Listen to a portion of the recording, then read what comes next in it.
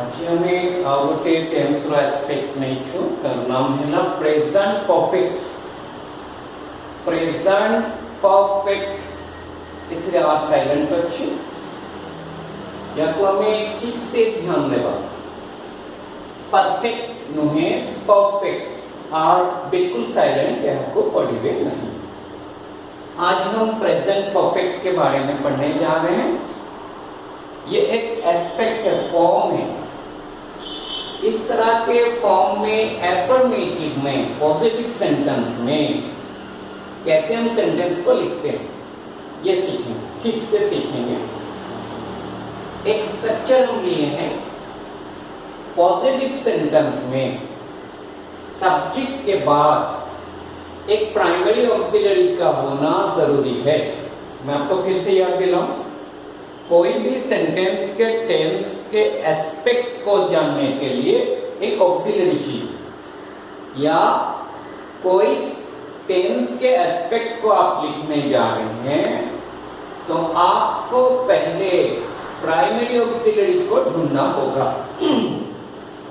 अगर आप सिंपल लिखते हैं तो डू फॉर्म वर्ब को लाते हैं, प्रेजेंट में डू डज, पास्ट में डिड, ये प्राइमरी ऑक्सिलरी। अगर प्रोग्रेसिव को लिखते हैं तो बी फॉर्म वर्ब लाते हैं, प्रेजेंट में एम इज आर, पास्ट में वाज वे। और परफेक्ट को लिखेंगे तो हैव फॉर्म वर्ब को लाना होगा। प्रेजेंट में हैव फॉर्म वर्ब फिर वो हैज हो जाता है कब, जब subject third person singular number होता है तो उसके साथ ये हैज को अग्रीमेंट किया जाता है। इसको याद रखना। ये कैसे फॉर्मेशन हुआ हम आपको बाद में बताएंगे कि हैव हैज कैसे बना। अच्छी तरह आप जान पाएंगे हैव अलग हैज अलग नहीं। मैं आपको एक छोटा सा चीज दे देता हूँ और यहीं पे थोड़ा हिंट कि थर्ड पर्सन सिंगुलर नंबर अगर हो सब्जेक्ट तो आप वर्ब में एस ईएस आई एस बिठाते हैं, जैसे आई ईट ही इट्स करते हैं प्रेजेंट सिंपल में। इसी तरह ये हब में एस लगा है, आई हब ही थर्ड पर्सन सिंगुलर नंबर, हब में एस बैठा है तो ही के बाद ये हब में एस बैठा तो वो हव्स हुआ या हैवेस्ट हुआ। सुनने में अच्छा नहीं लगा, इसीलिए बीच से यहां से वी उड़ गया। वो हैज के अंदर हब है, फिर एडिशन एस है। इतना वक्त याद रखें। ये हम लिखते कब है, जब कोई लैंग्वेज को सुनकर, बोलकर, पढ़कर खत्म होते हैं तब लिखते हैं। अगर ये सुनने में अच्छा ना लगे हैव्स तो हम बोलेंगे भी नहीं, पढ़ेंगे भी नहीं, लिखेंगे भी। तो हैज का फॉर्मेशन हब एडिशन एस से हुआ है। अब बीच का वी उड़ गया है तो वो हैज। क्लियर हो? बाद में इसकी आलोचना करेंगे, ठीक से इतना बात याद रखना। तो अगर वो प्रेजेंट परफेक्ट है पॉजिटिव सेंटेंस में, सब्जेक्ट के बाद आप एक ऑक्सिलरी वर्ब प्राइमरी ऑक्सिलरी से लाना जरूरी है। वो बी नहीं है, डू नहीं है, हब है। मैं आपको फिर से याद दिला दूं, प्राइमरी ऑक्सिलरी 3 है, do, be, have. Do simple में लगते हैं, बी प्रोग्रेसिव में, और हब 2 एस्पेक्ट में लगते हैं, इसलिए वो एक है, परफेक्ट में और परफेक्ट प्रोग्रेसिव में। याद रखना, ठीक है? तो यहाँ पे हम परफेक्ट करते हैं, हब फॉर्म वर्ब लाते हैं, हब से हैज कैसे बना मैं आपको बता दिया। उसके बाद मेन वर्ब जो लिखा जाएगा ये ऑक्सिलरी वर्ब 1 नंबर में आएगा, यही फाइनाइट वर्ब होगा, टेंस बताएगा हब या हैज प्रेजेंट। अगर इसको हेड कर दूं पास्ट हो जाएगा। मेन वर्ब को देखना है, नॉन फाइनाइट को। हम फिर वर्ब को आते हैं। प्रेजेंट सिंपल में हम ये 2 वर्ब लेते हैं, ईट प्रेजेंट, एट पास्ट। क्लियर हो? और प्रेजेंट सिंपल में हम बेस को भी लेते हैं, नेगेटिव और इंट्रोगेटिव में, नॉन फाइनाइट वर्ब के रूप में। फाइनाइट वर्ब के रूप में ये 2 है सिंपल में। नॉन फाइनाइट में प्रेजेंट सिंपल में हम इस वर्ब को लेते हैं और पास्ट सिंपल में भी लेते हैं। याद रखना, नॉन फाइनाइट बेस में होगा प्रेजेंट में नहीं होगा।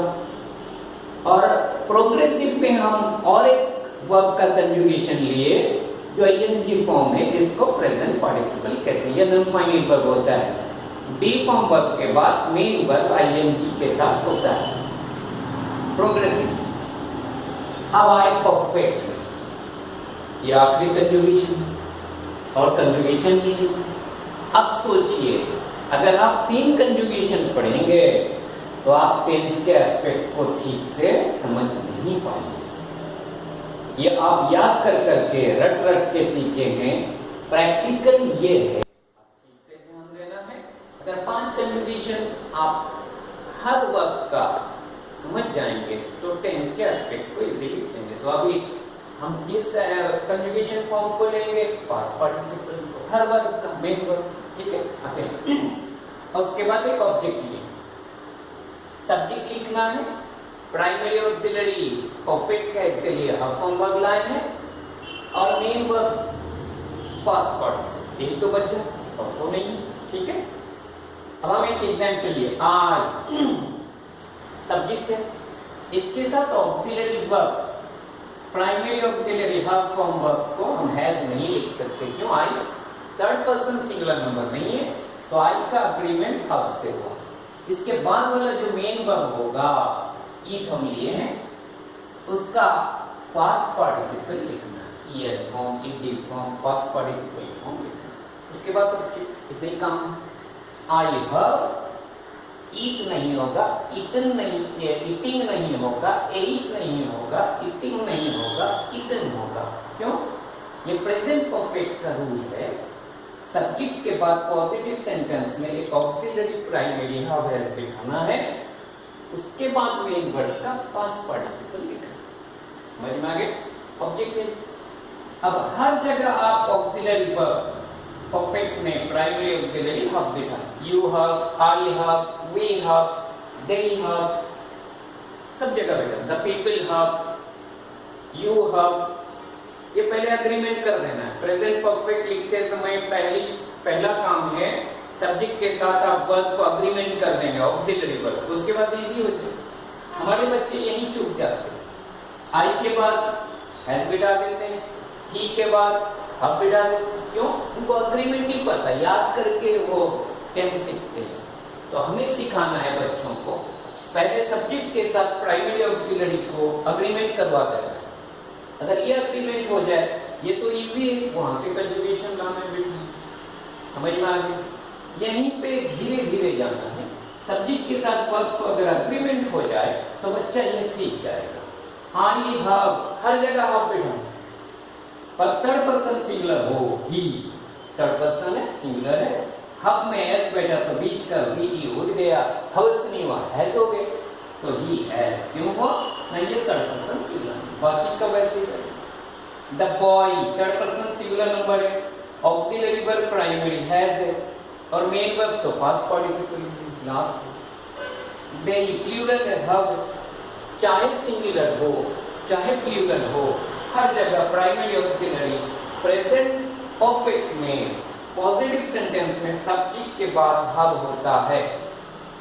पर सब्जेक्ट अगर थर्ड पर्सन सिंगुलर नंबर हो तो हैज होगा। मेन वर्ब हमेशा non final verb, second number verb, वो पास्ट पार्टिसिपल में आएगा। बाकी जो सेंटेंस का होगा वो लिखा जाएगा। इतने काम है। मुझे आशा है कि आप आज प्रेजेंट परफेक्ट को ठीक तरह समझ पाए। धन्यवाद।